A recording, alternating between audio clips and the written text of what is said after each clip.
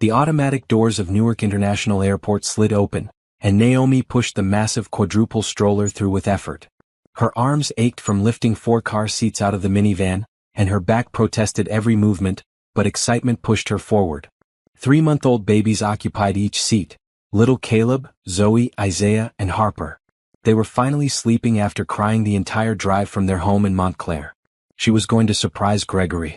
Her husband had texted her that morning, saying his flight from Miami was landing at 3 o'clock. He'd been gone for 5 days on a business trip, and she missed him. More importantly, she wanted him to see how much the babies had grown in less than a week. Caleb was starting to hold his head up better. Zoe had smiled for the first time. She'd taken a video, but seeing it in person would be different. The arrivals area buzzed with activity. People rushed past with luggage. Drivers held signs with names written in black marker. Families embraced loved ones they hadn't seen in months. Naomi positioned herself near the exit where passengers from Miami would emerge, checking her phone to confirm the flight had landed on time. It had. Gregory would walk through those doors any minute. She smoothed down her shirt, wishing she'd had time to shower and put on makeup. Her postpartum body still felt foreign to her. Stretch marks covered her stomach. Her breasts hurt from nursing 4 babies. She hadn't slept more than 2 hours at a time in 3 months. But she'd made an effort today, putting on clean jeans and a nice blouse, even dabbing on some lip gloss in the car. 10 minutes passed. Then 15. Naomi watched dozens of passengers stream through the exit, reuniting with their people, grabbing taxis, rushing to catch connecting flights. No Gregory yet. She pulled out her phone to text him, but before she could type anything, she saw him. He walked through the doors wearing the navy blue suit she'd helped him pick out last month. His carry-on bag rolled behind him. He was smiling, that same smile that had made her fall in love with him 8 years ago. But he wasn't looking at his phone to check if she'd texted. He wasn't scanning the crowd for a taxi or rideshare. His attention was completely focused on the woman next to him. She was tall and thin, wearing a tight red dress and heels that made her legs look impossibly long. Her dark hair fell in perfect waves down her back. She threw her head back, laughing at something Gregory said, and then she did something that made Naomi's blood freeze in her veins. The woman reached over and grabbed Gregory's hand. She laced her fingers through his like it was the most natural thing in the world. Like she'd done it 1,000 times before. And Gregory didn't pull away. He squeezed back. Then he leaned down and kissed the top of her head. Naomi couldn't breathe. The busy airport faded away. The noise became a distant hum. All she could see was her husband holding hands with another woman. Kissing another woman. Looking at another woman the way he used to look at her. They walked toward the exit, completely unaware that Gregory's wife and children were standing 30 feet away. They were in their own bubble, talking and laughing. The woman said something and Gregory laughed, a genuine belly laugh that Naomi hadn't heard from him in months. Her hands gripped the stroller handle so hard her knuckles turned white. Her heart hammered against her ribs. Part of her wanted to turn around, to run back to the car, to pretend she'd never seen this. But a stronger part, a part she didn't know existed, pushed her forward. She moved the stroller directly into their path. They were so wrapped up in each other they almost didn't notice. At the last second, Gregory looked up. His eyes met Naomi's. Every drop of color drained from his face. "Naomi," he said, dropping the woman's hand like it had burned him. "What are you doing here?" "Surprising my husband."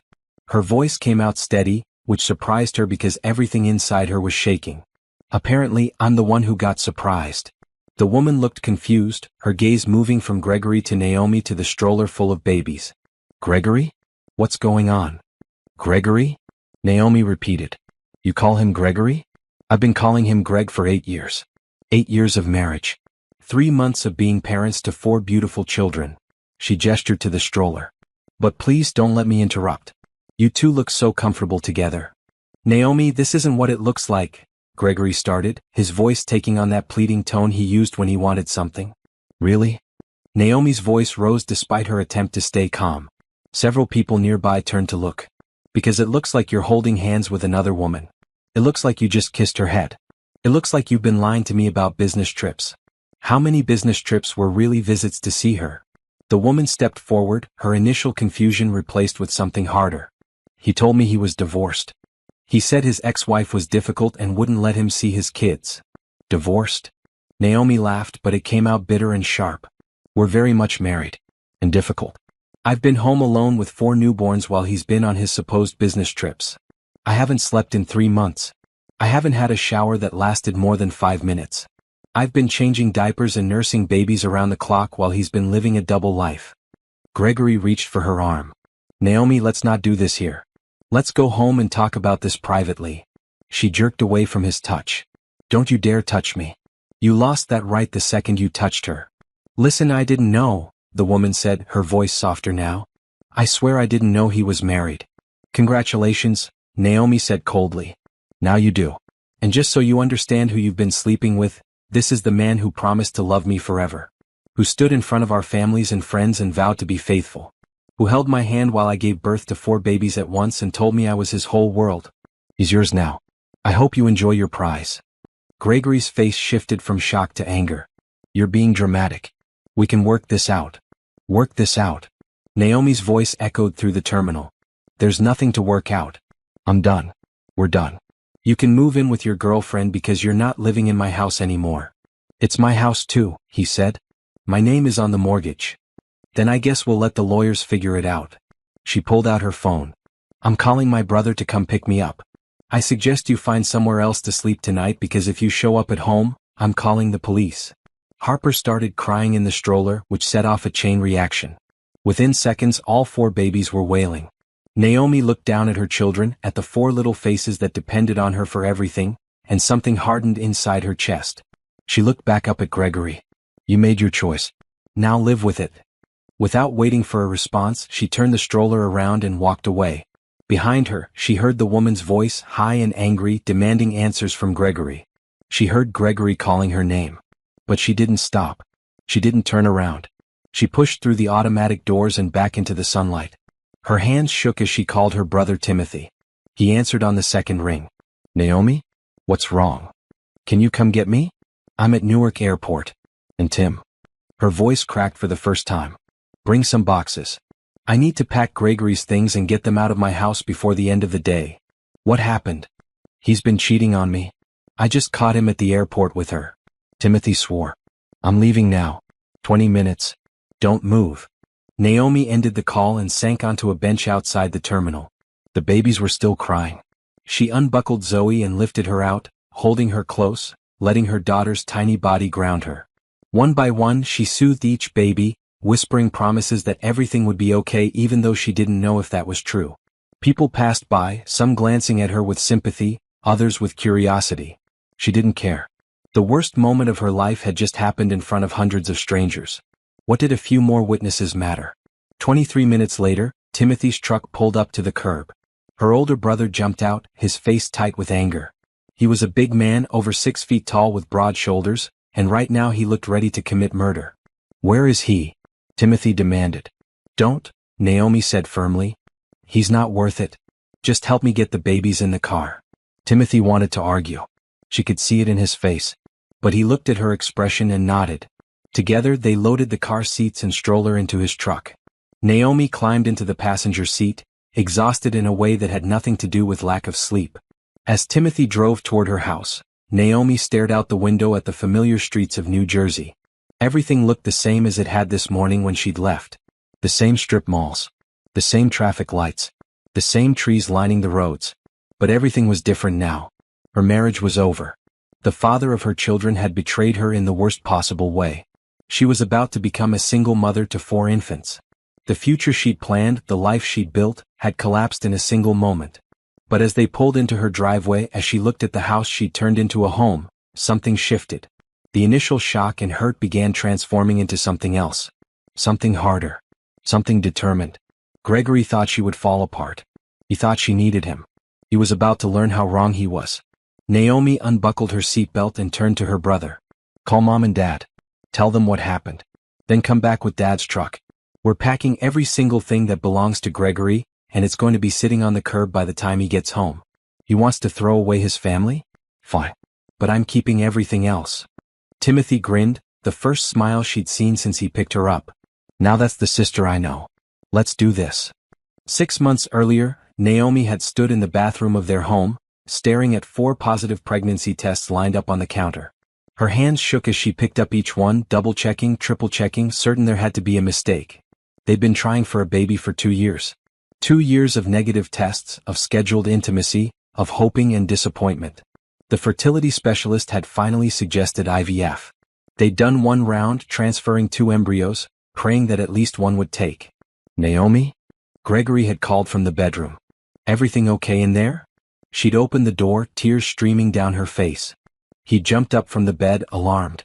What's wrong? Bad news? She'd shaken her head, unable to speak, and just handed him the tests. His confusion had turned to shock, then to pure joy. He'd picked her up and spun her around, laughing and crying at the same time. We're having a baby, he'd said against her hair. We're finally having a baby. The next day, the doctor's office had called with the blood test results. Naomi had been sitting at her computer, working on a logo design for a client, when her phone rang. Mrs. Patterson? This is Dr. Kim's office. We have your results. Already? Naomi had switched the phone to her other ear, saving her work. That was fast. Well, we wanted to call you right away. The nurse had paused. Your HCG levels are extremely high. Much higher than we'd expect for a single pregnancy this early. We'd like you to come in for an ultrasound tomorrow. What does that mean? Is something wrong? Not wrong, just unusual. Dr. Kim wants to check everything out. The ultrasound the next day had revealed the truth. Not one baby. Not even twins. 4 distinct heartbeats. 4 embryos that had somehow both split and survived. Quadruplets, Dr. Kim had said, her voice a mix of amazement and concern. This is incredibly rare. We transferred 2 embryos and both split into identical twins. Gregory had gone pale. For babies? How is that possible? It's not common, Dr. Kim had admitted. But it happens. Naomi, this is going to be a high-risk pregnancy. You'll need to see a maternal-fetal medicine specialist. There will be frequent ultrasounds and monitoring. Multiple births like this carry significant risks. The pregnancy had been hard. Naomi had been put on bed rest at 20 weeks. Her body had struggled to support 4 growing babies. The specialist had monitored her constantly, worried about preterm labor, preeclampsia, and a dozen other complications. Gregory had been attentive at first. He'd brought her meals in bed. He'd rubbed her swollen feet. He'd talked to her belly, reading stories to the babies growing inside. But as the weeks went on and Naomi grew bigger and more uncomfortable, she'd noticed changes. He'd started working late more often. Business trips became more frequent. When he was home, he seemed distracted, always on his phone. She told herself it was the stress of preparing for 4 babies. Their 2-bedroom house would need renovations. They needed 4 of everything: cribs, car seats, high chairs. The expenses were overwhelming. At 32 weeks, Naomi had gone into labor. The babies were delivered via emergency C-section. Caleb, Zoe, Isaiah, and Harper. 4 perfect, tiny humans. They'd spent 3 weeks in the NICU before coming home, and those weeks had been the most terrifying of Naomi's life. Gregory had seemed overwhelmed.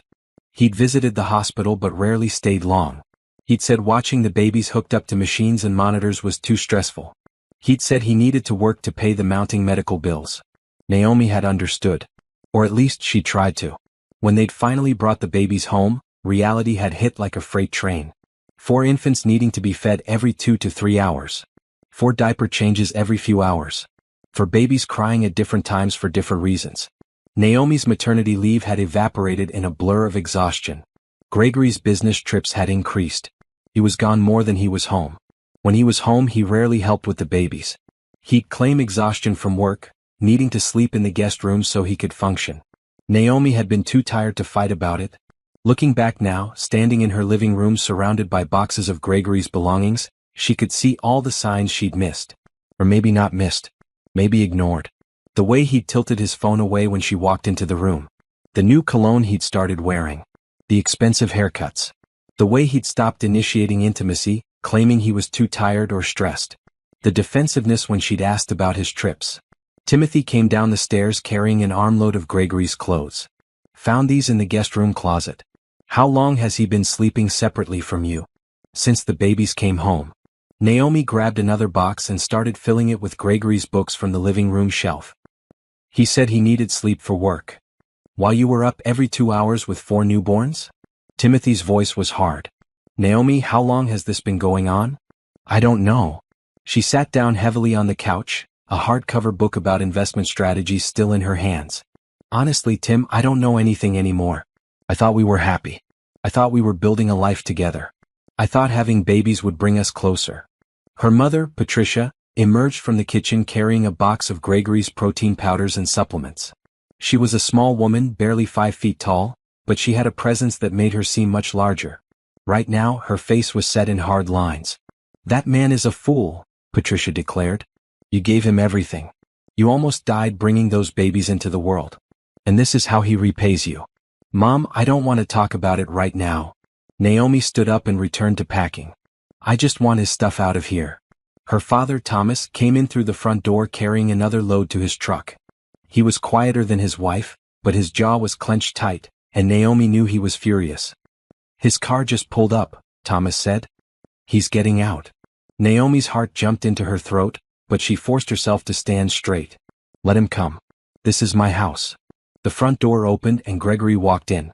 He'd changed out of his suit into jeans and a t-shirt. His face was a mixture of anger and something that might have been shame. "Naomi, we need to talk," he started.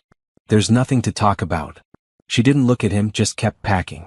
"Everything that belongs to you is being boxed up. You can take it with you when you leave. You can't just kick me out of my own house. Watch me." She finally turned to face him. "You're the one who decided to have an affair. You're the one who threw away our marriage. I'm just making it official." "I made a mistake," Gregory said. "People make mistakes, Naomi. We can get counseling. We can work through this. A mistake is forgetting to buy milk at the store. A mistake is putting salt in your coffee instead of sugar. An affair is a choice.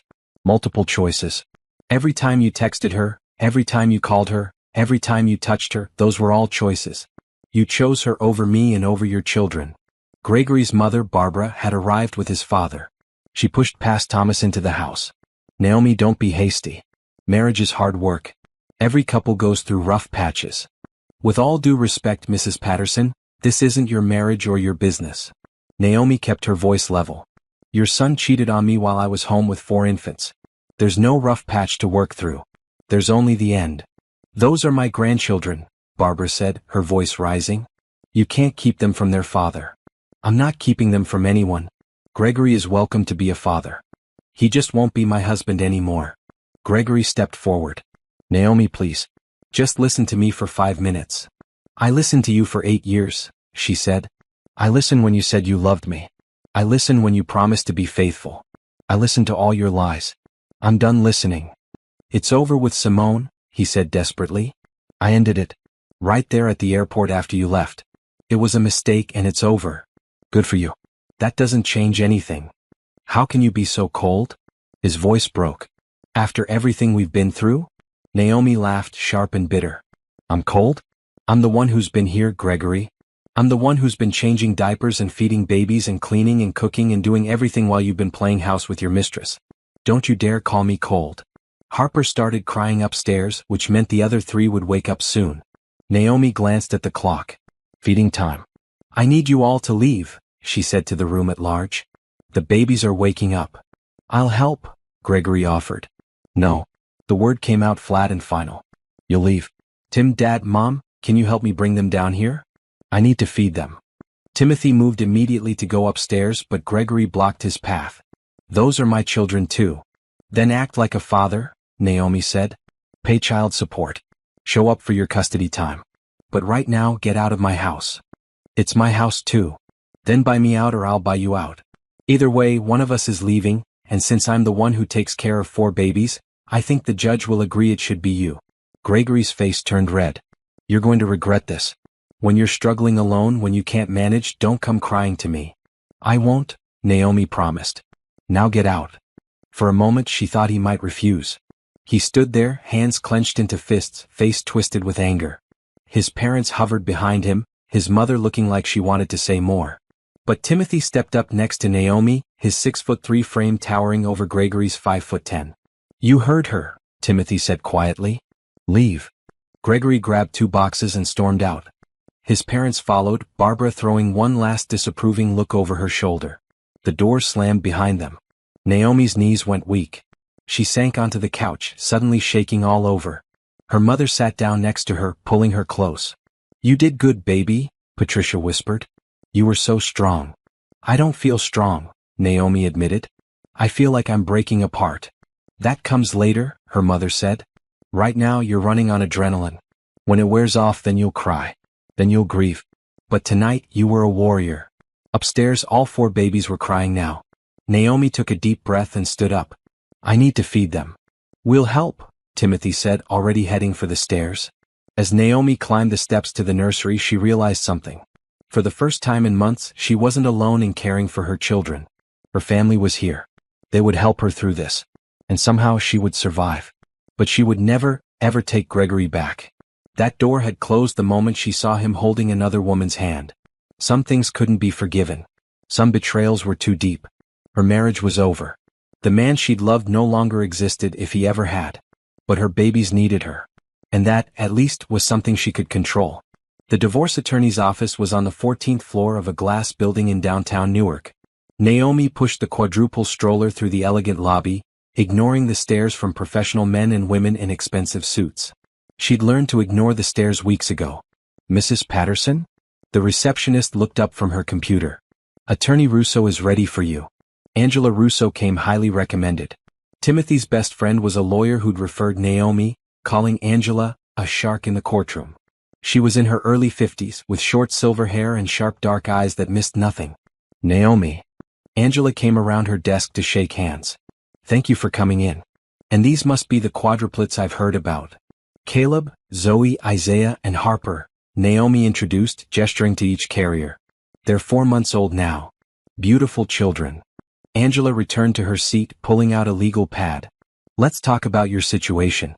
On the phone, you mentioned your husband was having an affair? I caught him at the airport with his mistress 2 weeks ago. Naomi settled into the chair across from Angela. He'd been telling me he was going on business trips, but he was actually with her. Do you have proof of the affair?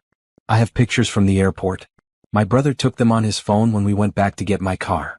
Gregory and the woman are holding hands, and there's one where he's kissing her head. Naomi pulled out her phone and showed Angela the images. Angela studied them carefully. These are good. What's your husband's name? Gregory Patterson. He works for Meridian Financial as an account manager. And the affair partner's name? Simone. I don't know her last name. But I found text messages on an old phone bill. Naomi pulled out a folder from the diaper bag. I went through our phone records online. He's been texting and calling this number for 7 months. Hundreds of messages. Angela took the printout and examined it. You've been thorough. That's good. What about finances? Do you know his income? He makes $85,000 a year base salary, plus bonuses that usually bring it to around $100,000 total. I was making $60,000 as a freelance graphic designer before the babies were born, but I haven't been able to work much since they arrived. Assets? House, cars, savings. We own a house in Montclair. Current value is probably around $450,000. We owe $200,000 on the mortgage. We have 2 cars, a minivan that's paid off and his sedan that has a loan of about $12,000 left. Savings account has about $20,000. His 401k has maybe $60,000 in it. Angela made notes. Any debt besides the car and mortgage? Credit cards. About $15,000 total. Naomi hesitated. I didn't know about all of it until I started going through the statements. He's been spending a lot of money. Restaurants, hotels, gifts. All for her, I assume. That works in your favor, Angela said. Dissipation of marital assets for an extramarital affair. New Jersey courts don't like that. Now, what are your goals for this divorce? Naomi had thought about this constantly for the past 2 weeks. I want primary custody of the children. I want the house. I want him to pay child support and alimony. And I want him to pay half of all the debt he created. Reasonable requests, all of them. Angela leaned back in her chair. Here's what you need to understand. New Jersey is an equitable distribution state, which means the court tries to divide things fairly, not necessarily equally. The fact that you're the primary caregiver for 4 infants works heavily in your favor. So does proof of his affair. What about his parents? Naomi asked. His mother has been calling me demanding to see the babies. She says I can't keep them from their grandparents. Grandparents have no automatic legal rights to visitation in New Jersey. You can allow or deny access as you see fit. However, they can petition the court for grandparent visitation rights, especially if they can prove they had an established relationship with the children. They barely visited when the babies were born, Naomi said. Barbara, his mother, came maybe 3 times in 4 months. She complained the whole time about the mess and the noise. Document that. Keep a record of every visit, every phone call, every interaction. If they try to get court-ordered visitation, we'll need evidence that they haven't been consistently involved in the children's lives. Angela made more notes. Now about child support. With 4 children and your income disparity, Gregory is going to owe substantial support. New Jersey uses an income shares model. Based on his income and number of children, we're looking at probably $2,000 a month minimum, possibly more. Naomi felt a weight lift slightly from her chest. That will help. It will. And because you have 4 infants and you've been the primary caregiver, we can argue for alimony as well. Limited duration alimony while you get back on your feet professionally. I want to restart my design business from home. I had steady clients before I got pregnant. Good. That shows initiative and shows you're not looking for permanent support, just temporary help while caring for infants. Judges like that. Angela pulled out several documents. I need you to sign these forms. They authorize me to represent you and allow me to request financial documents from Gregory and his employer. We'll need his tax returns, pay stubs, bank statements, credit card statements, everything. Naomi signed where Angela indicated, her hands steady. This was really happening. She was divorcing Gregory. What happens next? She asked. I'll file the complaint for divorce with the court. Gregory will be served with papers. He has 35 days to respond. During that time, we'll request temporary orders for child support and custody. You said he hasn't been helping financially since he moved out. He took his last paycheck and opened a new bank account I don't have access to. He's been giving me $200 a week for expenses, but that barely covers diapers and formula. Angela's expression hardened. We'll file for emergency temporary support. The court doesn't like it when one spouse cuts off the other financially, especially when there are 4 infants involved. We should have temporary orders within a few weeks. He's going to be angry. Let him be angry. You're not responsible for his emotions. You're responsible for protecting yourself and your children. Angela stood up. Naomi, I've handled a lot of divorces. Some people fight fair and some don't. Your husband has already shown he's willing to lie and deceive. Expect him to fight dirty. Don't let him intimidate you. Don't let him manipulate you. And for the love of God, don't take him back if he tries to reconcile. I won't, Naomi said firmly. That's not even a possibility. Good. Because in my experience, cheaters rarely change. And even if he did, you deserve better than spending your life wondering if he's being faithful. Naomi left the office feeling both terrified and empowered. She was doing this. She was really ending her marriage and starting over as a single mother to 4 babies. Her phone buzzed with a text from Gregory. We need to talk about money. The kids need things. She stared at the message for a long moment, then typed back, my attorney will be in touch. All communication goes through her now. His response came immediately. Are you serious? We can't even talk. About the divorce? No. If there's an emergency with the kids, you can call. Otherwise, talk to your lawyer. You're being ridiculous. This is getting out of hand. Naomi didn't respond. She put her phone on silent, buckled the babies into the van and drove home. Let him be angry. Let him think she was being unreasonable. She didn't care anymore. At home, she fed the babies and put them down for their afternoon nap. Then she sat down at her computer for the first time in months. Her freelance design business, Naomi Patterson Design, had been dormant since she'd gotten pregnant. But her website was still up and her portfolio was still strong. She sent emails to her 5 most reliable former clients, letting them know she was available for work again. Within an hour, 3 had responded with potential projects. Small jobs, nothing major, but it was a start. One client, a small nonprofit called Community Outreach Alliance, needed a complete rebrand, new logo, website design, and marketing materials. The budget was only $3,000, but it was work she could do from home during nap times. She accepted the job and got to work, sketching logo concepts while the babies slept. For the first time since the airport, she felt like herself again. Not just a mother. Not just a betrayed wife. But Naomi the designer. Naomi the creative professional. Naomi who had value beyond her relationship to other people. 2 days later, Gregory was served with divorce papers. He called Naomi 17 times that evening. She ignored every call. Finally, he showed up at the house, pounding on the door. Naomi, open this door. We need to talk. She called the police. They arrived within 10 minutes and informed Gregory that if he didn't leave, he would be arrested for harassment. He left, but not before shouting through the door that she would regret this. The next morning, Angela called. Gregory's attorney reached out. His name is Mitchell Brooks. He's decent, not great. They want to negotiate a settlement. Already? He just got served yesterday. He's probably realizing how expensive this is going to be. Brooks wants to know if you're open to mediation. What do you think? I think we see what they offer, but we don't accept anything less than what you deserve. They're probably going to lowball you on support and try to push for joint custody. I'm not agreeing to joint custody. He barely knows how to change a diaper. I'll make sure Brooks understands that. Mediation is scheduled for next week. Can you make it? I'll have my mom watch the babies. What should I expect? Expect Gregory to play the victim. Expect him to minimize the affair.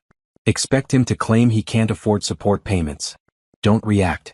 Stay calm. Let me do the talking. The mediation took place in a conference room at the courthouse. Naomi arrived early with Angela. Gregory showed up with Mitchell Brooks, a heavy-set man in his 60s who looked tired before they even started. The mediator, a woman named Judge Harris, explained the process. This is informal. I'm here to facilitate communication and help you reach an agreement. Nothing said here can be used in court. The goal is to find common ground. Gregory looked at Naomi, his expression somewhere between angry and pleading. Can we talk? Just the two of us? Without the lawyers? No, Angela said before Naomi could respond.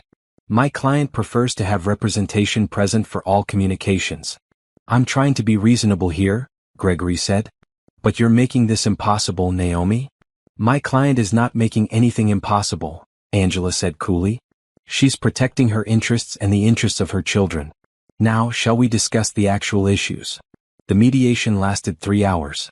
Gregory's attorney proposed joint custody with a week-on, week-off schedule. Angela rejected it immediately. Your client works full-time and travels frequently for work. My client's children are 4 months old. They need consistency and their primary caregiver, which is Mrs. Patterson. We're proposing primary physical custody with Mr. Patterson having supervised visitation 2 evenings a week and 1 weekend day until the children are older and he's demonstrated he can care for 4 infants simultaneously. Supervised? Gregory exploded. I'm their father. You're treating me like I'm dangerous. You're inexperienced with caring for multiple infants, Angela said calmly. This is standard in cases involving very young children where one parent has been the primary caregiver. Once you've established a pattern of successful visits, we can revisit the supervision requirement. They argued about money next. Gregory claimed he couldn't afford $2,000 a month in child support. I have rent now, he said. I had to get an apartment. I have my own bills. You should have thought about that before you had an affair, Angela responded. Your children's needs don't disappear because you made poor choices. The child support guidelines are based on your income, not your expenses. You make approximately $100,000 a year. You can afford to support your children. By the end of the mediation, they'd agreed on almost nothing. Judge Harris looked disappointed. I'd hoped we could find some common ground today. I'm going to recommend we schedule a case management conference in front of Judge Morris. He'll set a timeline for discovery and possibly temporary orders. As they left the courthouse, Gregory tried to approach Naomi in the parking lot. Angela stepped between them. Mr. Patterson, all communication needs to go through me. I just want to see my kids, he said to Naomi, his voice breaking. You're keeping them from me. You're welcome to visit anytime you want, Naomi said, her voice steady. You just have to call first. My mother or brother will be there to supervise. I don't need supervision.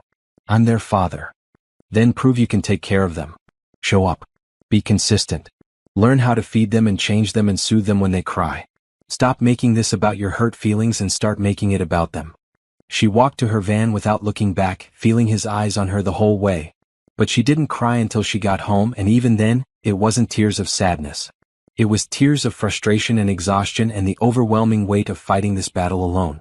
But she was fighting. That was what mattered. She wasn't giving up.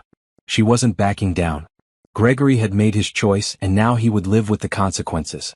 The babies had a routine now. 6 o'clock wake up. Bottle for Harper and Zoe, nursing for Caleb and Isaiah since her milk supply had finally stabilized. Diaper changes all around. Then tummy time while Naomi frantically showered and dressed. 8 o'clock feeding. Nap time. More bottles. More diapers. More everything. By noon, Naomi had changed 16 diapers, prepared 6 bottles, nursed twice, done 3 loads of laundry and completed a logo draft for her nonprofit client. She'd also fielded 2 calls from Barbara Patterson demanding visitation with her grandchildren and 1 text from Gregory asking if they could just talk like adults. She ignored Gregory's text. She told Barbara she could visit on Saturday afternoon for 1 hour. Barbara complained it wasn't enough time. Naomi ended the call. Her mother arrived at 1 o'clock with groceries and takeout from the Chinese restaurant down the street. "You need to eat," Patricia announced, unpacking containers of chicken and broccoli, fried rice and spring rolls. "You're too thin. You can't nurse 2 babies and forget to feed yourself." "I eat," Naomi protested, but it was weak. She'd lost 20 pounds since the babies were born, and not in a healthy way. When? Between the 4 a.m. feeding and the 8 a.m. feeding. Her mother fixed her with a look that had made Naomi confess to childhood crimes. "Sit. I'll handle the babies." Naomi sat. The food was still hot, and she hadn't realized how hungry she was until she started eating. She finished 1 container and started on another while her mother played with Isaiah on the living room floor.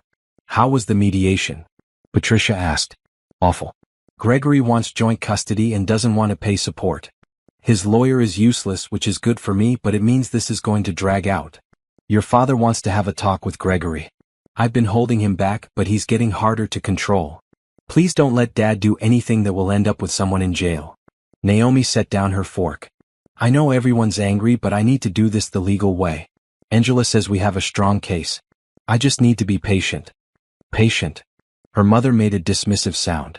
"That man doesn't deserve your patience. He deserves to have his." "Mom? I'm just saying." Patricia picked up Isaiah and brought him over to Naomi. "This baby needs his mama. And his mama needs to know that you have an entire family ready to support you through this." Naomi took Isaiah, cuddling him close. He smelled like baby lotion and milk, the best smell in the world. "I know. I don't know what I'd do without you guys." "You'd manage. You're stronger than you think." Her mother started cleaning up the lunch containers. "But you don't have to manage alone. That's what family is for." After her mother left, Naomi settled in for the afternoon feeding schedule. She'd set up a system. 2 babies in the twin nursing pillow, 2 babies in bouncy seats with bottles propped at the perfect angle. It wasn't ideal, but it worked when she was alone. Her phone rang. A known number. She almost didn't answer, but something made her pick up. "Is this Naomi Patterson?" "Yes. This is Amanda Chin from Horizon Design Agency. I'm calling about your design services. We found your portfolio online, and we're looking for someone to handle our corporate rebrand. Would you be available for a consultation?" Naomi's heart jumped. Horizon Design Agency was huge. Corporate clients, big budgets, the kind of work that could sustain her business long-term. "Yes, absolutely. When would you like to meet?" "Are you available for a video call tomorrow at 10 a.m.? Naomi glanced at the babies. 10 a.m. was usually nap time if she timed the morning feeding right. "That works for me." She spent that evening preparing. She updated her portfolio, adding her recent nonprofit work. She researched Horizon Design Agency, learning about their clients and aesthetic. She practiced her pitch while feeding babies and folding laundry. The next morning, she dressed professionally from the waist up and kept pajama pants on the bottom. The video call would only show her from the shoulders up. She set up her laptop in the nursery where the lighting was best, positioned the babies in their cribs where they'd hopefully stay asleep, and logged on at exactly 10 a.m. Amanda Chin appeared on screen. She was young, maybe early 30s, with perfect makeup and a sharp suit. "Naomi, thank you for taking the time to meet with me. Of course. Thank you for reaching out." They talked about Horizon's needs. A complete visual identity overhaul, new website, marketing materials, social media templates. The scope was huge. The timeline was tight, 6 weeks. The budget was $20,000. Naomi's hands trembled slightly. $20,000. That was more than she'd made in 6 months before getting pregnant. "I can do it," she said, trying to sound confident and not desperate. "I'll need to work primarily from home, but I can meet all your deadlines." "Working from home is fine. Most of our contractors are remote anyway." Amanda smiled. "I have to ask though. Your out-of-office message mentions you recently had a baby. Will that be an issue with availability?" Naomi hesitated. If she said she had quadruplets, would that scare Amanda off? But lying felt wrong. "I have 4-month-old quadruplets," she said honestly. "But I have family support and I've already completed 2 projects since they were born. I won't let it affect my work quality or deadlines." Amanda's eyes widened. "Quadruplets? Wow, that's incredible. Honestly, if you can manage 4 babies and still produce work like what I saw in your portfolio, you're exactly the kind of person we want to work with. Someone who can handle anything. They talked for another 20 minutes about specifics. Amanda sent over a contract. Naomi reviewed it, asked for one revision on the payment schedule, and signed it electronically. She had a major client. Real income. A path forward. That afternoon, Gregory showed up for his supervised visit. Timothy was there to supervise, sitting in the corner of the living room reading a book but watching everything. Gregory looked different. Thinner. Tired. His hair needed cutting. He sat on the floor with Zoe, who was having tummy time, and tried to engage with her. "Hey, princess," he cooed. "Do you know who I am? I'm your daddy." Zoe stared at him with wide eyes, then spit up on his hand. "She does that," Naomi said from the kitchen where she was washing bottles. "Keep a burp cloth nearby." Gregory cleaned up his hand awkwardly. He looked at Caleb, who was in a bouncy seat. "Can I hold him?" "Sure." "Support his head." Gregory picked up Caleb carefully like he was holding something explosive. Caleb immediately started fussing. Then crying. Then full-on wailing. "What's wrong?" Gregory looked panicked. "What did I do?" "Nothing. He's just fussy. Try rocking him." Gregory rocked stiffly. Caleb cried harder. Finally, Naomi came over and took him. "He needs to be burped. He has gas." She demonstrated, patting Caleb's back until he let out a burp and settled down. Gregory watched, looking lost. "How do you know all this?" "Because I'm here. I spend every moment with them. I know their cries and their schedules and what they need." "I want to be here too," he said quietly. "You won't let me. You're here right now. You could have been here every day if you'd made different choices. I know I messed up, Naomi. I know that. But they're my kids too. They deserve to have a father. Then be one. Show up. Learn how to take care of them. Prove you're committed." The visit lasted 2 hours. By the end, Gregory had successfully fed Isaiah a bottle and changed Harper's diaper. Small victories.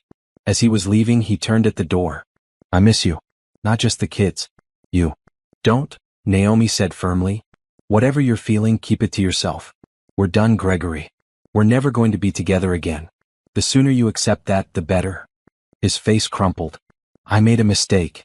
You made a choice. Own it." He left. Timothy waited until the door closed, then came to stand next to Naomi. "You okay?" "Yeah, I'm okay." And she was. She wasn't happy, not exactly. But she was okay. She was managing. She was working. She was supporting her children. She was standing on her own feet. That night, after all 4 babies were finally asleep, Naomi sat down at her computer and started working on the Horizon Design Agency project. She worked until 1 a.m., then got 3 hours of sleep before the 2 a.m. feeding, then worked again from 3 to 5 before the 6 a.m. wake-up. It was exhausting. It was overwhelming. Some days she cried from the sheer weight of it all. But she was doing it. She was surviving. She was even starting to thrive. Gregory had thought she couldn't make it without him. He'd been wrong. She'd never needed him. She'd wanted him. She'd loved him. But need? No. She needed herself. She needed her family. She needed her strength and determination and refusal to give up. Everything else was optional. 6 weeks after filing for divorce, Naomi received notice of the temporary hearing. Judge Morris would determine temporary custody, child support, and use of the marital home while the divorce proceeded.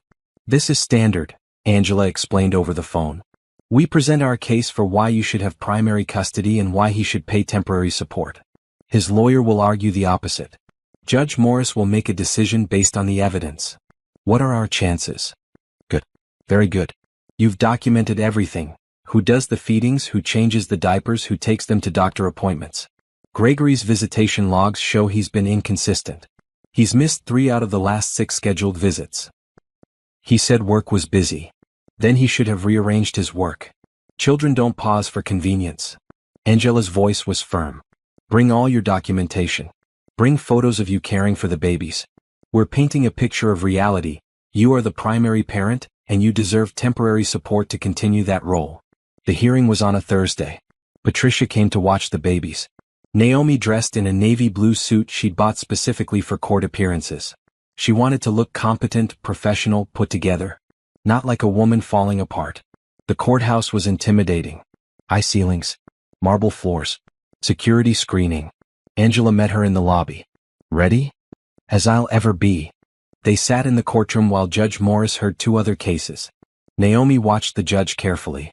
He was older, maybe 60, with gray hair and reading glasses perched on his nose.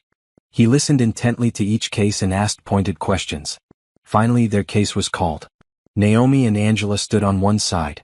Gregory and Mitchell Brooks stood on the other. Gregory had dressed well too, in a charcoal suit. He looked at Naomi, his expression somewhere between apologetic and resentful. "This is a motion for temporary orders," Judge Morris began, looking at the paperwork in front of him. Patterson versus Patterson. Mrs. Patterson is requesting primary physical custody, temporary child support, and sole use of the marital home. Mr. Patterson is requesting joint physical custody and claims he cannot afford the support amount requested. Ms. Russo, you're representing Mrs. Patterson? Yes, Your Honor. Angela stood. Mrs. Patterson is the primary caregiver to the party's 4-month-old quadruplets. She has been the sole caregiver since birth, handling all feedings, diaper changes, and medical appointments. Mr. Patterson works full-time and has shown minimal involvement in daily childcare. Mr. Brooks? Your response. Mitchell Brooks stood slowly.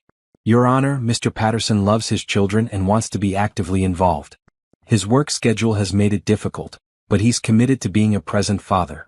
Joint custody would allow him that opportunity. Judge Morris looked up. Joint custody of 4 infants? How would that work practically? Brooks hesitated. We propose a week-on, week-off schedule. Does your client know how to care for 4 infants simultaneously? He's learning, Your Honor. Learning. Judge Morris looked at Gregory. Mr. Patterson, how many diapers do 4-month-old quadruplets go through in a day? Gregory looked panicked. I'm not sure, Your Honor. Maybe 8. Try 32, Judge Morris said dryly. 8 per child minimum. How many ounces of formula or breast milk does each child consume in a 24-hour period? Gregory's face reddened. I don't know exactly. About 25 to 30 ounces each. That's 100 ounces total per day. Do you know how to properly hold an infant? How to burp them? How to recognize signs of illness or distress? I'm learning, Gregory repeated weakly. Mrs. Patterson? Judge Morris turned to Naomi. How many hours of sleep do you average per night? About 4, Your Honor. Broken into 1 or 2 hour segments. And you're caring for these children alone? With help from my family. My mother comes by most days. My brother helps with evening feedings sometimes. Are you working? Yes, Your Honor. I'm a freelance graphic designer. I work from home during nap times and after the babies are asleep. Judge Morris made notes. Mr. Patterson, are you contributing financially to your children's care? I've been giving Naomi $200 a week, Gregory said.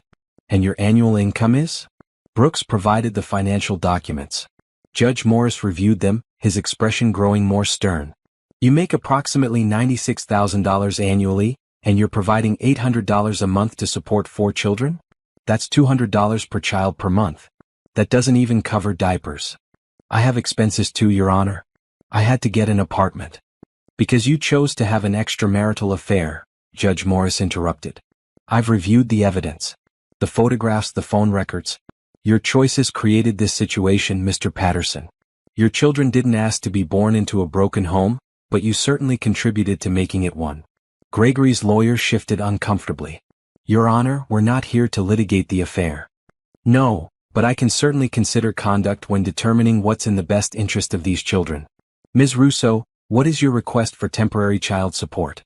Based on the New Jersey Child Support Guidelines and Mr. Patterson's income, we're requesting $2,200 per month in child support and $1,000 per month in temporary alimony for 18 months while Mrs. Patterson rebuilds her business. Mr. Patterson can't afford, Brooks started. Mr. Patterson can afford what he's obligated to afford. Judge Morris cut him off. He should have thought about that before he decided to destroy his marriage. Temporary orders are as follows. Mrs. Patterson will have primary physical custody. Mr. Patterson will have supervised visitation 2 evenings per week and every other Sunday from 10 a.m. to 4 p.m. Supervision will continue until such time as Mr. Patterson demonstrates competency in caring for all 4 children simultaneously, at which point he may petition for unsupervised visitation. Mr. Patterson will pay $2,200 per month in child support and $1,000 per month in temporary alimony, starting immediately. Mrs. Patterson will have sole use of the marital home during divorce proceedings. First payment is due within 7 days. Any questions? Gregory looked like he'd been punched. Your Honor, I can't afford $3,000 a month. Then I suggest you reduce your other expenses. These children are your responsibility. Next case. The judge moved on. Just like that, it was over. Angela ushered Naomi out of the courtroom before Gregory could approach. That went better than expected, Angela said with satisfaction. Judge Morris is old school. He doesn't tolerate men who abandon their families. $3,000 a month. Naomi could hardly believe it. That's enough to cover childcare costs when I need help and the rest of the expenses. It's what you're entitled to. Don't let Gregory make you feel guilty about it. As they walked toward the exit, Gregory caught up with them in the hallway. Naomi, wait. Please. Angela stepped between them again. Mr. Patterson. Just let me talk to her for 1 minute. Please. Naomi looked at Angela, who nodded reluctantly. 1 minute. I'll be right here. Gregory pulled Naomi a few feet away. Up close she could see he looked terrible. Dark circles under his eyes. His suit was wrinkled. He'd lost weight. I can't afford this, he said desperately. $3,000 a month is my entire take-home pay after taxes and deductions. That's not my problem. I'll be living in my car, Naomi. Then I guess you should have thought about that before you cheated on your wife and 4 children. She kept her voice level, refusing to feel the guilt he was trying to provoke. Those are your children, Gregory. You're supposed to support them. I want to support them. But this is too much. Can't you ask the judge to reduce it? No. Please. I'm begging you. You're begging me? Naomi's voice rose despite her attempt to stay calm. Where was this begging when you were sleeping with Simone? Where was this concern for our family when you were spending money on her? You made your choices. Now deal with them. I made a mistake. Stop calling it that. It wasn't a mistake. It was a series of deliberate choices over months. You chose to lie. You chose to cheat. You chose to betray your vows and your family. Now you have to live with the consequences of those choices. I still love you, he said, his voice breaking. You don't even know what love means. Love doesn't lie. Love doesn't cheat. Love doesn't abandon 4 babies to go play house with someone else. I'm sorry. I'm so sorry. I know you are. You're sorry you got caught. You're sorry you have to pay child support. You're sorry your comfortable life fell apart. But you're not sorry enough to have prevented any of this in the first place. Gregory reached for her hand. She jerked away. Don't touch me. Don't call me unless it's an emergency about the kids. Don't show up at the house unannounced. Stay away from me. She walked back to Angela, her heart pounding. Behind her, she heard Gregory say her name one more time, pleading, but she didn't turn around. In the parking lot, Angela squeezed her shoulder. You did great in there. Both in court and just now. He's going to try to manipulate you. Stay strong. I will. That night, the first child support payment hit Naomi's account. $3,200. She stared at the number on her phone screen, feeling something unlock in her chest. She could pay the mortgage. She could buy formula and diapers without anxiety. She could afford to hire occasional help. She could breathe. Gregory sent a text. I hope you're happy. I'm broke because of you. She blocked his number. If he needed to communicate about the kids, he could email Angela. Her life was moving forward. Gregory was stuck in the past, drowning in the consequences of his own choices. And that was exactly where he deserved to be. The pediatrician's office was packed. Naomi had brought all 4 babies for their 6-month checkup, which meant coordinating a ridiculous amount of logistics. The quadruple stroller barely fit through the door. The waiting room went silent when she walked in, every parent staring at the 4 carriers. Quadruplets? The receptionist asked, her eyes wide. Yes, Patterson. 6-month well visit for Caleb, Zoe, Isaiah, and Harper. We'll get you in as soon as possible. Looks like you have your hands full. That was an understatement. Naomi had arrived 15 minutes early because getting 4 babies out of the house on time required military precision. She'd packed 4 diaper bags, 4 bottles for changes of clothes, and 4 pacifiers. The van looked like a baby supply store exploded in it. She settled into a corner of the waiting room, trying to take up minimal space. The other parents kept glancing over, some with sympathy, others with curiosity. One woman, heavily pregnant, looked at the quadruplets with horror. I'm having twins, the woman said. I thought that was going to be hard. It is hard, Naomi said honestly. But you manage. You do what you have to do. Harper started fussing. Then Zoe joined in. Within seconds all 4 were crying. Naomi pulled out bottles, trying to feed two while bouncing the other two with her feet. It wasn't working. The babies were overtired, overstimulated, and quickly spiraling. Here. A man appeared next to her, holding out his hands. Can I help? Naomi looked up. He was tall, with dark skin and kind eyes. He wore scrubs with a stethoscope around his neck. Are you sure? She asked. I'm a pediatrician here. Dr. Adrian Wright. I work with Dr. Reynolds, your kid's doctor. And I have 6 nieces and nephews. I know my way around a crying baby. Naomi handed him Caleb, who was screaming the loudest. Dr. Wright tucked him expertly against his shoulder, rocking and patting his back. Caleb's cries settled to whimpers, then stopped altogether. You're a miracle worker, Naomi said, relieved. Just experience, and maybe a little magic. He smiled, and it transformed his whole face. You're doing great, by the way. 4 babies is no joke. Some days I'm not sure I'm doing great. Some days I'm just surviving. Survival counts. Especially with quadruplets. He stayed with her until the nurse called them back, helping keep the babies calm. In the exam room, Dr. Reynolds checked each baby thoroughly. They're all healthy, she announced. Growing well. Meeting their milestones. You're doing an excellent job, Naomi. Thank you. It doesn't always feel like it. I see a lot of parents. Trust me, you're doing better than excellent. These babies are happy, healthy, and well cared for. That's everything. After the appointment, Naomi struggled to get the stroller and babies back to the van. Dr. Wright appeared again, this time in street clothes instead of scrubs. Need help loading up? I can manage, she started. I know you can. But why struggle alone when someone's offering help? He was right. She let him help carry the car seats to the van and load them in. It took half the time with 2 people. Thank you, Naomi said. Really? You saved me back there. No problem. It's rare to see quads. I couldn't resist. He hesitated, then pulled out a card. This is my information. If you ever need advice or have questions after hours, don't hesitate to call. Pediatrician's privilege to check on special patients. Naomi took the card. Dr. Adrian Wright, MD, Pediatrics.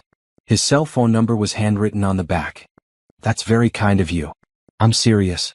For babies, first-time mom, I'm guessing you have a million questions all the time. More like a billion. Then call. Really. Anytime. Over the next few weeks, Naomi did call. When Isaiah developed a strange rash. When Harper was running a low-grade fever. When Zoe refused to eat for 2 feedings straight. Each time, Dr. Wright answered patiently, talking her through her concerns, advising when to worry and when to wait. Their conversations gradually shifted from purely medical to more personal. He asked about her life.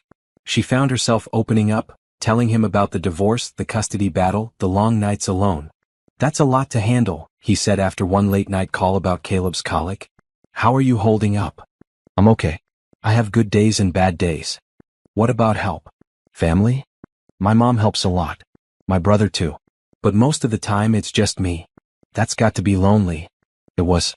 She hadn't admitted it to anyone, but it was desperately lonely. She talked to her babies all day but rarely had adult conversation. Her friends had slowly drifted away, unable to relate to her new life. She hadn't been on a date or even thought about dating since before her pregnancy. Sometimes, she admitted. But I'm managing.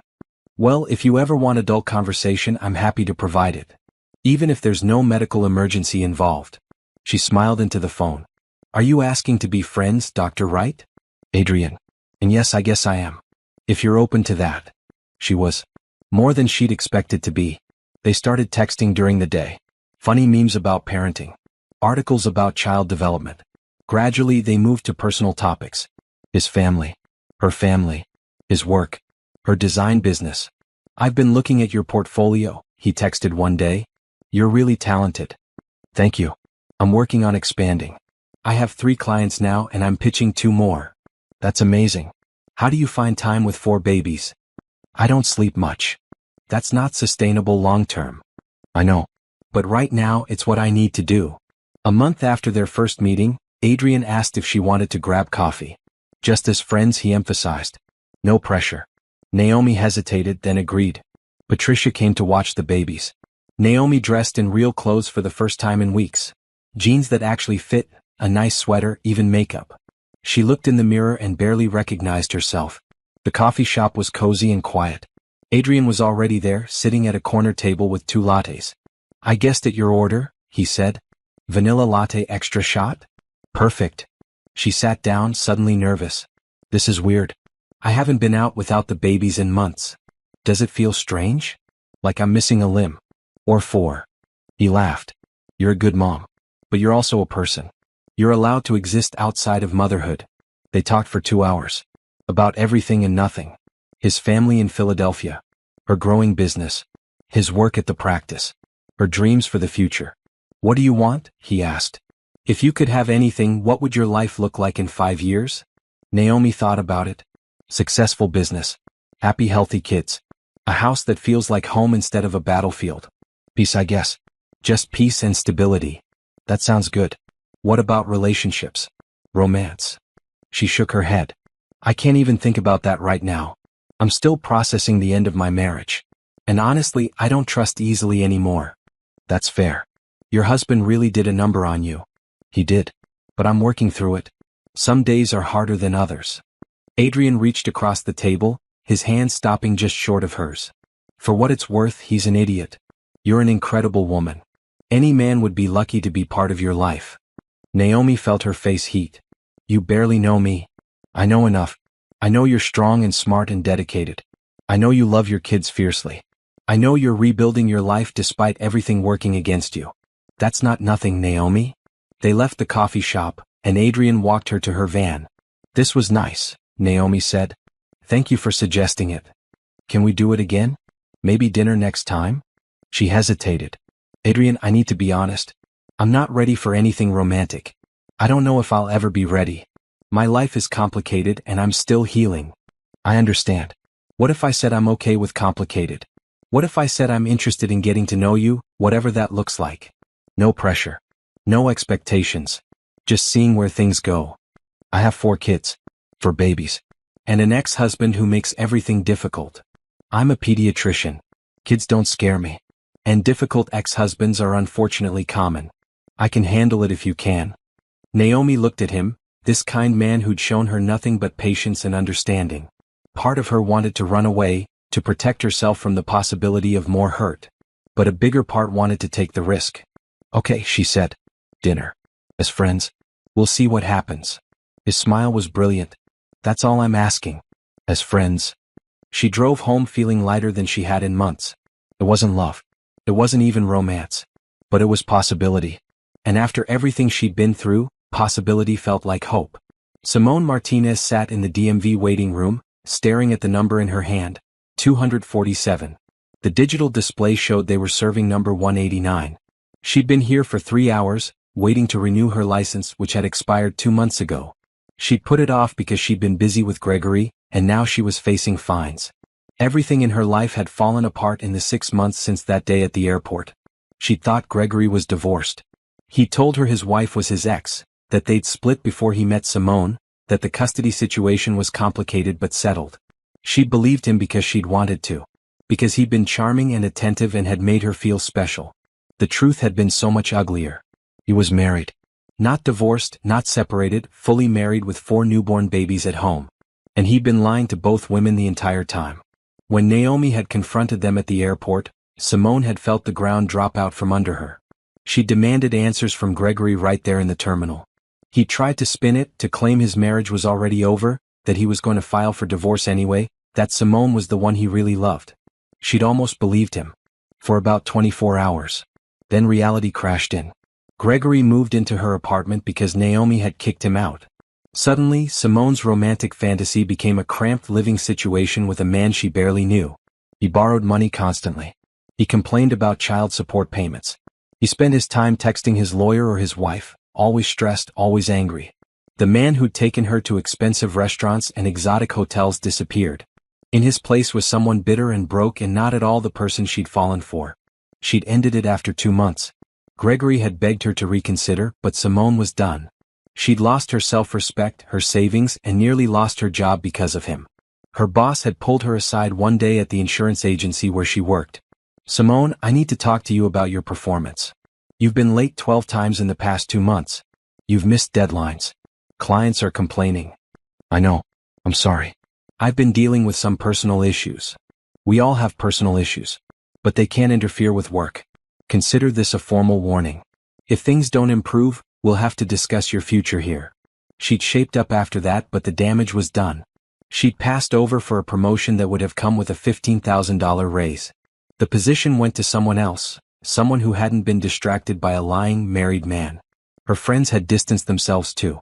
When they'd learned she'd been seeing a married man, even though she hadn't known at first, their judgment had been swift. Lisa, her best friend since college, had been particularly harsh.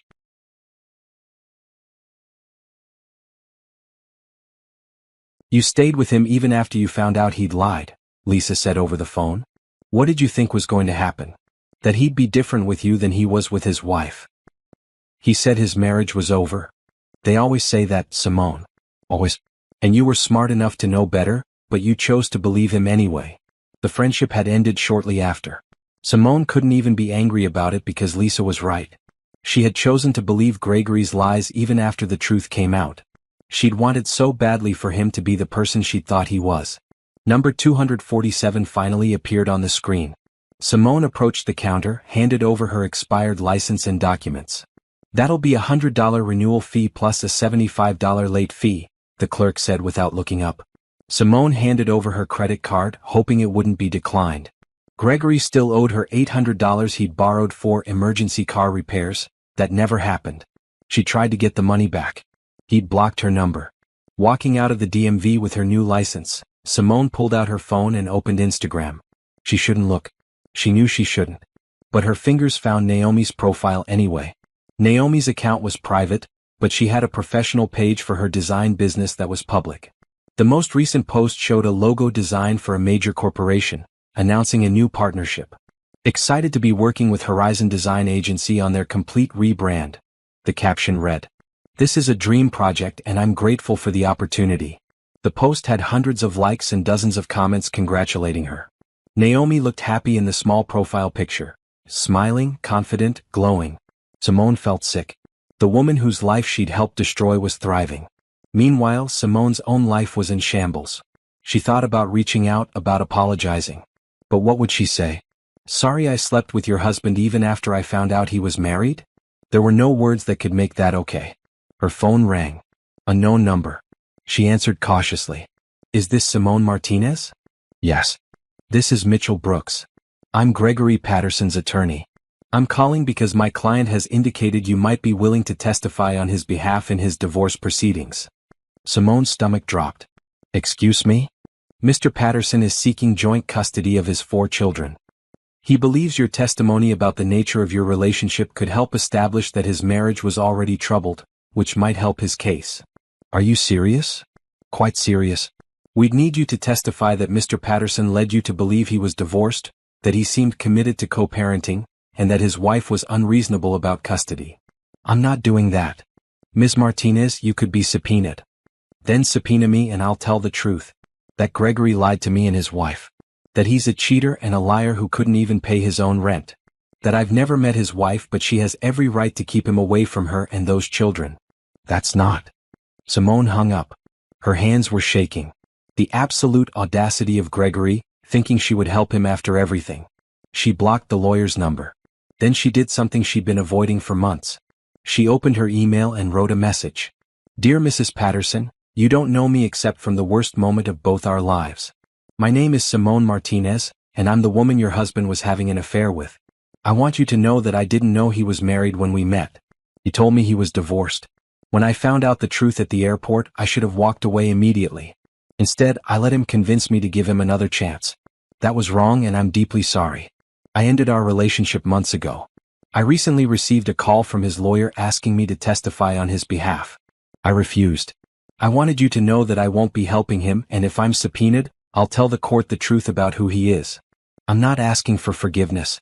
I know what I did was wrong even though I didn't know at first. I just wanted you to know that I'm not your enemy. I'm also one of his victims. I hope you and your children are doing well. I wish you all the best. Sincerely, Simone Martinez." She read the email 3 times before sending it. Then, before she could change her mind, she hit send. Naomi never responded, but she didn't need to. Simone had said what she needed to say. She'd taken accountability, even if it didn't fix anything. That night, alone in her apartment, Simone looked at the wreckage of the past year. She'd lost money, friends, self-respect, and professional opportunities, all for a man who'd lied to her from the beginning. She thought about Naomi raising 4 babies alone while building a successful career. She thought about how strong that woman must be, how resilient, how determined. Simone wanted to be like that. Not to compete with Naomi but to rebuild herself. To become someone she could respect again. She pulled out her laptop and started writing. A blog post about her experience. Not naming names, but being honest about the choices she'd made and the consequences she'd faced. I fell for a man who lied to me, she wrote. When I discovered the truth, I should have left. Instead, I stayed, telling myself he would be different with me. He wasn't. Liars don't suddenly become honest. Cheaters don't suddenly become faithful. I learned that lesson the hard way. This is my story of accountability, of taking responsibility for my choices, and of rebuilding my life after making terrible decisions. She posted it on Medium. Then she shared it on her social media. Within an hour, she had dozens of responses from women who'd been through similar experiences. It wasn't redemption. It wasn't forgiveness. But it was a start. A way forward. A recognition that she'd made mistakes but didn't have to be defined by them forever. Gregory had destroyed his own life. He tried to destroy Naomi's. He damaged Simone's. But both women were moving forward without him. And that, Simone thought, was the best revenge of all. Not hurting him back, but becoming better people despite what he'd done. Becoming stronger. Becoming whole again. Gregory would have to live with his choices. Simone was learning to live with hers. Gregory sat in his studio apartment, scrolling through Naomi's business Instagram page. She just posted about landing another major client, a restaurant chain that needed a complete rebrand. The post had 300 likes in 2 hours. He couldn't stop looking at her pictures. She looked different now. Thinner but in a strong way. Her hair was different, styled in a way he'd never seen. She was smiling in her photos, genuine smiles, not the tired, forced ones he remembered from their last months together. She was thriving. Without him. The realization ate at him every day. He'd thought she would fall apart. He'd told himself she needed him, that she couldn't manage alone with 4 babies. He'd been wrong about everything. His own life was falling apart. The studio apartment was all he could afford after child support, alimony, and his portion of the marital debt. It was in a bad neighborhood with thin walls and neighbors who fought at 3 a.m. His car had been repossessed because he couldn't keep up the payments. He took the bus to work now, adding 2 hours to his commute. His job was on thin ice. He'd been written up twice for poor performance. He couldn't focus. His sales numbers were terrible. His boss had made it clear, improve or get fired. Simone was gone. She'd blocked him everywhere after he'd asked to borrow more money. His parents barely spoke to him.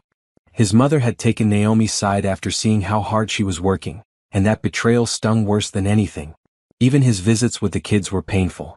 He still needed supervision, which meant Naomi's brother sat in the corner watching him struggle to care for 4 active 7-month-olds. Timothy didn't say anything, just watched with judgmental eyes while Gregory fumbled with bottles and diapers. The babies barely knew him. Zoe cried when he picked her up. Caleb wouldn't look at him. Isaiah tolerated him. Only Harper seemed comfortable with him, and even that was inconsistent. He'd destroyed everything for an affair that had meant nothing. Simone had been exciting because she was new, because she'd made him feel young and desirable. But it hadn't been real. It had never been real. What had been real was Naomi. Their marriage. Their family. And he'd thrown it all away. He picked up his phone and sent her a text, forgetting she'd blocked him. The message bounced back. He tried email instead. Naomi, I know you don't want to hear from me. I know I'm the last person you want to talk to. But I need you to know that I miss you. I miss us. I miss our family. What we had was real and I destroyed it and I'm sorry. I'm so sorry. Can we please talk? Just talk? I know I can't undo what I did, but maybe we can find a way forward. The kids deserve to have both parents. We deserve another chance. I still love you. Please respond. Gregory. He hit send and waited. An hour passed. Then 2. Then a full day. No response. Finally an email came through. But it wasn't from Naomi. It was from Angela Russo. Mr. Patterson, you are to cease all direct contact with my client. Any communication regarding the children or divorce proceedings must go through me or your attorney. Any further attempts to contact Mrs. Patterson directly will be documented and may result in a restraining order. Regards, Angela Russo, Esquire. Gregory stared at the email, feeling something crack inside him. She wouldn't even talk to him. She'd shut him out completely. He called Mitchell Brooks. We need to try mediation again. I need to see if there's any way to reconcile. Gregory, she's filing for divorce.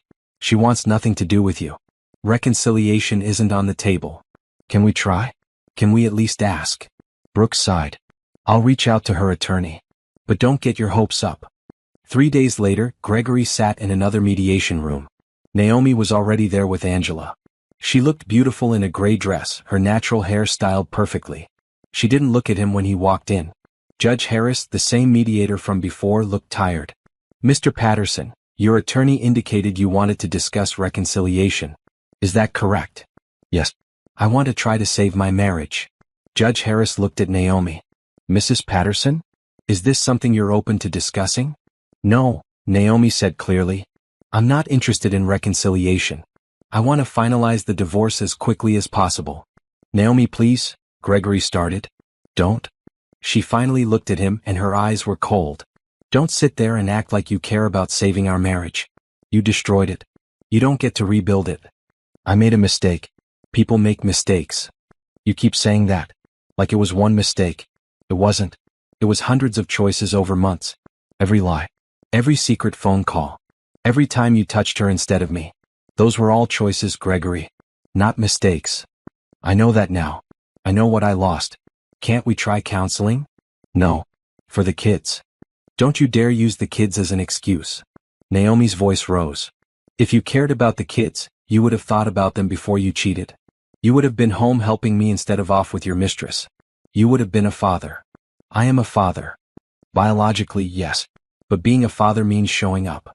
It means caring for them when they're sick and changing diapers and feeding them in the middle of the night. It means sacrifice. You've shown up for supervised visits twice a week for a few hours. That's not fatherhood. That's guest appearances. Gregory's face burned with shame and anger. You've poisoned everyone against me. My own mother takes your side. Your mother takes reality's side. She sees how hard I work and how little you contribute. That's not me poisoning anyone. That's you showing your true character. Mrs. Patterson, Judge Harris interrupted. I understand your position. Mr. Patterson, it seems clear that reconciliation is not possible. Should we move forward with discussing the final divorce settlement? Gregory wanted to keep fighting. He wanted to make Naomi see reason, to make her understand how sorry he was. But looking at her face, at the complete lack of emotion when she looked at him, he realized it was truly over. She didn't love him anymore. Maybe she hated him. More likely she felt nothing at all, which was somehow worse.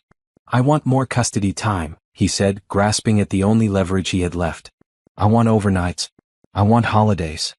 Your client still hasn't demonstrated he can safely care for 4 infants, Angela pointed out. The children are 7 months old. They require constant supervision, specialized feeding schedules, and coordinated care. Mr. Patterson has struggled during 2-hour supervised visits. He needs more time to learn, Brooks argued weakly. He's had 7 months, Naomi said. 7 months to learn, to show up, to be involved.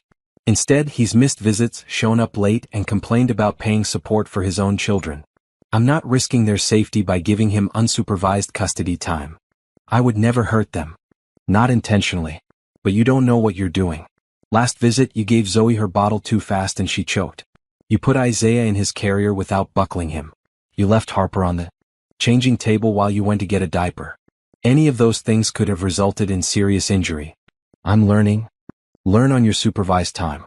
When you can consistently handle all 4 children safely during your current visits, we can discuss expanding. Until then, no overnights. No holidays. The mediation ended with no agreements reached. As Gregory left the courthouse, he felt the last shreds of hope slip away. Naomi was gone. His children barely knew him. His life was a disaster. He thought about fighting harder, taking everything to trial, making her life difficult. But what was the point? He'd already lost. Dragging it out would only cost more money he didn't have and make things worse. That night, he sat alone in his studio apartment and finally admitted the truth to himself. He'd destroyed the best thing in his life for nothing. Absolutely nothing. Naomi had moved on. She was building a new life, one that didn't include him. And no amount of apologies or promises would change that. He'd made his bed. Now he had to lie in it. Alone. The final divorce hearing was scheduled for a Tuesday morning in September. 11 months after the airport confrontation. 11 months of legal battles, mediation attempts, and fighting over every detail. Naomi dressed carefully in a black pantsuit. Professional. Put together. The woman she'd become, not the woman she'd been. The babies stayed home with Patricia and Timothy. At 9 months old, they were crawling now, getting into everything. Caleb had started pulling himself up on furniture. Zoe said "Mama" constantly. Isaiah and Harper were inseparable, always playing together. They were happy, healthy, thriving children. Naomi had done that. Mostly alone. At the courthouse, Angela met her in the lobby. "Ready?" "As I'll ever be." They'd reached a settlement the week before, hammered out over tense negotiations. Naomi got the house, refinanced in her name only. Gregory's share of the equity would be paid out of her settlement over 5 years, interest-free. She got primary physical custody with a detailed parenting time schedule. Gregory could have the children every other weekend for 8 hours, supervised by a professional monitor he paid for. Midweek visits on Wednesday evenings for 2 hours, also supervised. Holidays split alternately. Child support was set at $2,400 per month based on the state guidelines. Alimony was limited to 12 months at $800 monthly, giving Naomi time to fully rebuild her business. Gregory would pay 70% of all debt incurred during the marriage. The division reflected that most of the debt had been his spending on the affair. All retirement accounts would be split 50-50, which Angela had fought hard for. Gregory's 401k had grown during the marriage, and Naomi was entitled to her share. The settlement was fair. More than fair. It was justice. In the courtroom, Gregory sat at the defendant's table with Mitchell Brooks. He looked terrible. He'd aged years in the past 11 months. Gray hair at his temples. Deep lines around his eyes. His suit was the same one he'd worn to every hearing, starting to look worn. Judge Morris reviewed the settlement documents. "This appears to be a comprehensive agreement. Both parties have reviewed and signed." "Yes, Your Honor," both attorneys confirmed. "Mr. Patterson, do you understand that by signing this agreement, you're waiving your right to trial? This settlement will be incorporated into the final divorce decree." "Yes, Your Honor." Gregory's voice was barely audible. "Mrs. Patterson? Any questions or concerns?" "No, Your Honor." Judge Morris signed the order. Just like that, 11 months of legal warfare ended with a signature. The marriage between Naomi Patterson and Gregory Patterson is hereby dissolved. Both parties are restored to the status of single persons. The parenting plan and financial arrangements outlined in the settlement agreement are incorporated by reference and are enforceable as court orders. Any violations should be reported immediately. Judge Morris looked at both of them. "I hope you both can move forward and co-parent these children effectively. They deserve better than to be caught in the middle of adult conflicts." "Thank you, Your Honor," Naomi said. She stood, gathering her things. Gregory caught her arm as she passed his table. "Naomi, wait." She looked at his hand on her arm, then at his face. "Let go of me." He released her immediately. "I just want to say, I'm sorry. For everything. I know it doesn't change anything, but I need you to know. I know you're sorry. You've said it 100 times. But sorry doesn't fix what you broke. Is there any chance?" "No." She cut him off. "There's no chance. We're divorced now. The only relationship we have is as co-parents to our children. That's it. Nothing more. I still love you. You don't even know what love is." She looked at him sadly. "Maybe you did love me once in your way. But you didn't love me enough to stay faithful. You didn't love me enough to put our family first. So whatever you think you feel now, it's too late. Years too late." She walked away without looking back. Angela fell into step beside her. "You did it," Angela said. "You're free." "I'm free," Naomi repeated, testing the words. They felt true. Heavy but true. Outside the courthouse, the September sun was bright and warm. Naomi stood on the steps, breathing in the autumn air. She was divorced. Single. A single mother to 4 babies. She was also a successful business owner. A woman who'd rebuilt her life from nothing. A person who'd survived the worst betrayal and come out stronger. Her phone buzzed. A text from Adrian. "Thinking of you today. How did it go?" Over the past months, her friendship with Adrian had deepened. They had dinner once a week when Patricia could watch the babies. They texted constantly. He'd met the quadruplets properly and was wonderful with them, patient and gentle and genuinely interested. But they weren't dating. Not officially. Naomi still had walls up, still protected her heart carefully.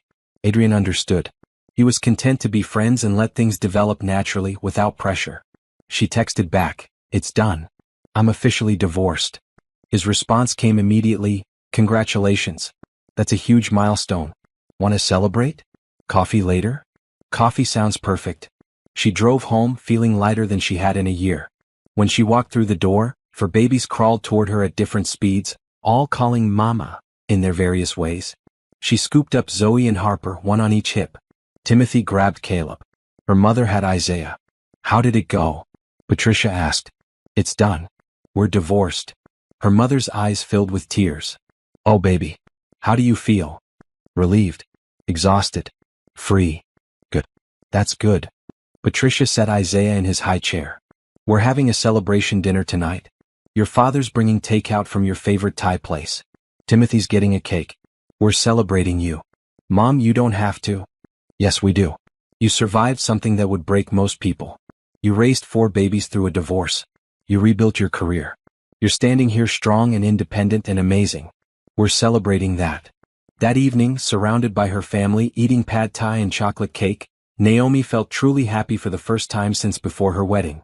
She'd lost her marriage, but she'd gained herself. The babies made a mess with their baby food, smearing it everywhere and laughing. Her father took a million pictures. Her brother gave a ridiculous toast about her being the toughest person he knew. Her mother cried happy tears. And Naomi sat there, surrounded by love, and realized something important. She hadn't just survived. She'd won. Not because she'd gotten a good settlement or because Gregory was suffering. She'd won because she'd refused to let his betrayal define her. She'd won because she'd built a life she was proud of. She'd won because her children were happy and healthy and loved. She'd won because she was free. Later that night, after everyone had left and the babies were asleep, Naomi sat at her computer and updated her business website. Under the About section, she deleted the old bio that mentioned her husband and family. She wrote a new one. Naomi Patterson is a graphic designer and brand specialist based in New Jersey. She specializes in helping businesses discover their authentic visual identity. When she's not designing, she's managing the beautiful chaos of life with her quadruplets, Caleb, Zoe, Isaiah, and Harper. She believes in the power of resilience, the importance of community, and the possibility of new beginnings. She hit publish and closed her laptop. Tomorrow she'd start the next chapter of her life. But tonight she'd rest. She'd earned it. 1 year later, Naomi stood in the doorway of her new office space, taking it all in. The industrial loft in downtown Newark had exposed brick walls, massive windows letting in streams of natural light, and enough room for a proper design studio. She'd signed the lease 2 weeks ago, and today was move-in day. "Where do you want these boxes?" Adrian called from behind a stack labeled Client Files. "Over by the desk area." "Thank you." The past year had been transformative. Her business, Naomi Patterson Design, had grown beyond her wildest expectations. She now had 7 regular corporate clients, including Horizon Design Agency as a partner rather than just a client. She'd hired 2 freelance designers to help with overflow work. Her income had quadrupled. The quadruplets were thriving. At 20 months old, they were walking, talking in short sentences, and developing distinct personalities. Caleb was the cautious one, always thinking before acting. Zoe was fearless, constantly climbing everything. Isaiah was the peacemaker, always trying to share toys and make everyone happy. Harper was the performer, singing and dancing constantly. Gregory had unsupervised visits now. He'd finally demonstrated competency during supervised time, and last month the court had approved overnight visits every other weekend. He'd moved into a 2-bedroom apartment with actual space for the kids. He was trying at least. Not the father Naomi had hoped he'd be, but present. That was something. His support payments came on time every month now. He'd been held in contempt of court once for being late, and that had scared him straight. He'd stopped trying to reconcile months ago, finally accepting that Naomi was never coming back. Barbara had apologized, surprisingly.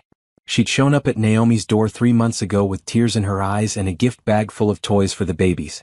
"I was wrong," Barbara had said. "I defended my son when I should have held him accountable. You're an amazing mother, and my grandchildren are lucky to have you." They'd cried together. Barbara now had scheduled visitation every Sunday afternoon, and she was helpful and kind, nothing like the critical woman Naomi had known during her marriage. But the biggest change in Naomi's life was Adrian. They'd started officially dating 6 months ago. Slow at first, just the 2 of them while Patricia watched the babies. Dinners, movies, long walks talking about everything and nothing. Then he'd met the quadruplets again, this time as Naomi's boyfriend rather than their pediatrician. The babies loved him. He was patient and playful, getting down on the floor to build blocks with them, reading stories with different voices for each character, making them laugh until their sides hurt. He'd never pushed her. Never demanded more than she could give. He'd let her set the pace, respecting her boundaries, waiting for her walls to come down brick by brick. 3 months ago she'd told him she loved him. They'd been at a park watching the quadruplets play in the sandbox, and it had just slipped out naturally. "I love you," she'd said, surprising herself. Adrian had smiled, soft and genuine. "I love you too. I've loved you for a while now. Why didn't you say anything?" "Because you needed to say it first. You needed to be ready." Now, watching him carry boxes into her new office, laughing as he nearly tripped over a rolled-up carpet, Naomi felt overwhelming gratitude for the journey that had brought her here. "This place is going to be amazing," Adrian said, setting down the boxes. "You've worked so hard for this. We should celebrate," Naomi decided. "Dinner tonight? Somewhere fancy? Your mom can watch the kids?" "Already arranged. She's actually excited. Said she doesn't get enough grandma time." That evening, Naomi wore a red dress she'd bought specifically for the occasion. She'd lost the rest of the baby weight through stress and long work hours, but she'd started taking care of herself properly now. Regular meals, exercise, sleep when possible. She looked in the mirror and saw someone she recognized. Not the exhausted new mother from a year ago. Not the heartbroken wife from the airport. Someone new. Someone stronger. Adrian picked her up in his car, his eyes widening when he saw her. "You look incredible." "Thank you. You clean up pretty nice yourself." They went to a restaurant in Manhattan, taking the train into the city like they were young and carefree. Over wine and pasta they talked about the future. "I've been thinking," Adrian said. "My lease is up in 2 months. I was wondering, would you ever consider having someone move in? Eventually, I mean. Not right now, but someday?" Naomi's heart skipped. "Someone like you?" "Yeah, someone like me. I know it's a big step. I know you have the kids to think about. But I'm in this, Naomi. For the long haul. With you and with them." She reached across the table and took his hand. "I'd consider it. Not immediately, but yes. I'd consider it. That's all I'm asking." Walking through Central Park after dinner, hand in hand under the streetlights, Naomi reflected on everything that had brought her to this moment. A year ago, she'd thought her life was ending. Her marriage was over. She was alone with 4 babies and a mountain of debt. She'd felt broken, betrayed, uncertain if she'd ever feel whole again. But she'd been wrong. Her life hadn't been ending. It had been beginning. She'd discovered strength she didn't know she possessed. She'd built a business from nothing. She'd raised 4 beautiful children through a divorce and its aftermath. She'd learned to trust again, to open her heart again, to believe in possibility again. Gregory had broken her heart, yes. But he hadn't broken her spirit. That had remained intact, buried deep, waiting for her to reclaim it. "What are you thinking about?" Adrian asked, squeezing her hand. "How far I've come. How different my life is now compared to last year. Better different? So much better. I wouldn't have believed it was possible." They stood on Bow Bridge, looking out at the lake reflecting the city lights. Adrian turned to her, his expression serious. "Naomi, I need you to know something. You saved yourself. Not me, not your family, not anyone else. You did the work. You made the choices. You fought the battles. I'm just lucky enough to be here now, watching you thrive." Tears pricked her eyes. "Thank you. For seeing me. For being patient. For loving me even when I couldn't fully love you back yet. You're easy to love. Easier than you think." On the train back to New Jersey, Naomi's phone buzzed with a message from her mother. "All 4 babies are asleep. Don't rush home. Enjoy your night. You deserve it." She showed Adrian the message. He laughed. "Your mom is the best. She really is." They didn't rush home. They walked through Newark's downtown, past her new office space with its dark windows waiting for Monday morning. They talked about mundane things. Weekend plans, grocery shopping, whether the babies needed new shoes. Normal things. Happy things. The kind of everyday conversation that builds a life. When Adrian finally dropped her off at home, he walked her to the door. "Thank you for tonight," Naomi said. "It was perfect. Thank you for letting me be part of your life." He kissed her goodnight, gentle and sweet. No pressure. No demands. Just affection and promise. Inside, Patricia was reading on the couch. She looked up when Naomi came in. "Good night." "The best. He's a good man. Very different from," she stopped herself. You can say his name. Gregory. He was my husband. That's just reality. Gregory, Patricia repeated. Yes, Adrian is very different from Gregory. He sees you, baby. He really sees you. After her mother left, Naomi checked on the babies. All four were sleeping peacefully in their cribs. She stood in the doorway of the nursery watching them breathe, feeling overwhelming love. They would grow up knowing their father but also knowing their mother was strong. They would learn that life continued after heartbreak. They would see that new beginnings were possible, that love could be found again, that happiness was a choice you made every day. She thought about the woman she'd been at the airport, discovering her husband's betrayal. That woman had been devastated but not destroyed. She'd gotten up the next day and the day after that. She'd filed for divorce. She'd fought for her children. She'd rebuilt her career and her life. That woman had been the beginning of who Naomi was now. Independent, strong, capable, successful, and cautiously open to love again. She walked into her bedroom and opened her laptop one last time. One email waiting from Horizon Design Agency. She opened it, expecting an update on their current project. Instead, it was an offer. A partnership. They wanted her to become their primary brand consultant, handling all their major clients. Guaranteed annual income of $150,000 plus bonuses. Naomi read the email 3 times, making sure she understood correctly. Then she closed her laptop and laughed, a sound of pure joy and disbelief. Everything she'd worked for. Everything she'd fought for. It was all coming together. She grabbed her phone and texted Adrian, "Something amazing just happened. Tell you tomorrow?" His response was immediate, "Can't wait to hear. Proud of you. Sleep well." She texted her mother, "Thank you for everything. I love you." Then she put her phone down and just sat there in the quiet house, listening to her children breathe in the next room, feeling the weight of the past year lift completely from her shoulders.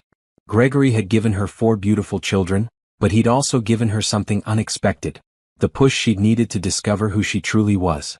Strong. Resilient. Capable of more than she'd ever imagined. He'd thought she couldn't survive without him. He'd been spectacularly wrong. She'd done more than survive. She'd thrived. She'd built a life that was entirely hers on her terms, with people who loved and respected her.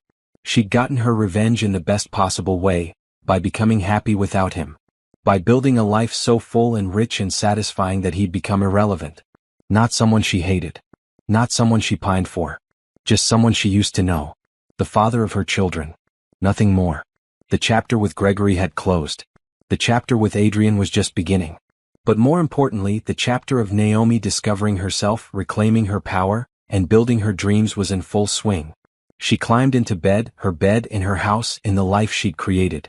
The quadruplets would wake in a few hours for their early morning bottles. The day would start again with its beautiful chaos. But tonight, Naomi fell asleep with a smile on her face. Not because a man loved her, though that was nice. Not because she'd won in divorce court, though justice felt good. She fell asleep smiling because she loved herself. Because she was proud of who she'd become. Because her future stretched out ahead of her, full of possibility and promise. Gregory had been her past. Her children and her career and her strength were her present. Adrian and the life they might build together was her future. But most importantly, she was her own. Her own person. Her own woman. Her own story. And this time she was writing it herself. No lies. No betrayals. No compromises. Just truth. Just strength. Just Naomi. And that was everything.